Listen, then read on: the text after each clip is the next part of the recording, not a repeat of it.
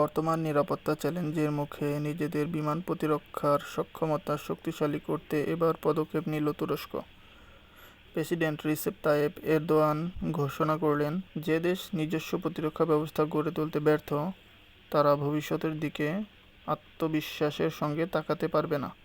সংবাদ মাধ্যম এপির বরাতে জানা যায়, ২৭ আগস্ট আঙ্কারায় আসেলসানের নতুন প্রকল্পের ভিত্তিপ্রস্তর অনুষ্ঠানে তিনি একথা বলেন। তিনি আরও জানান, তুরস্কের স্টিল ডোম সিস্টেম বন্ধুদের আত্মবিশ্বাস বাড়াবে, শত্রুদের মনে ভীতি তৈরি করবে।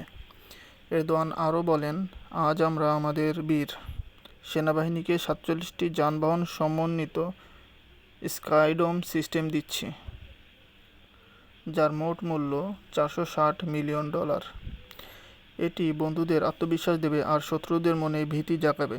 তিনি আরও বলেন, স্টিল ডোম বিমান প্রতিরক্ষা ব্যবস্থা চালুর মাধ্যমে তুরস্ক বিমান প্রতিরক্ষায় এক ভিন্ন পর্যায়ের প্রবেশ করেছে।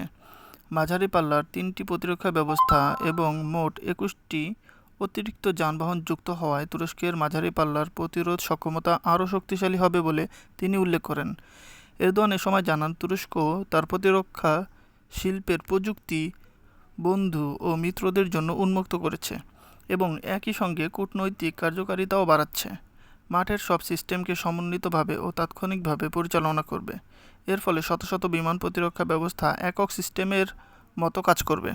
প্রতিরক্ষা শিল্প সচিব হালু গোরকুন জানান, বর্তমানে প্রতিরক্ষা শিল্পে স্থায়ীকরণের হার ৮৩% পৌঁছেছে এবং বার্ষিক $7.5 বিলিয়ন রপ্তানি আয়সহ 185 দেশে ব্যবহারকারী নেটওয়ার্ক তৈরি হয়েছে।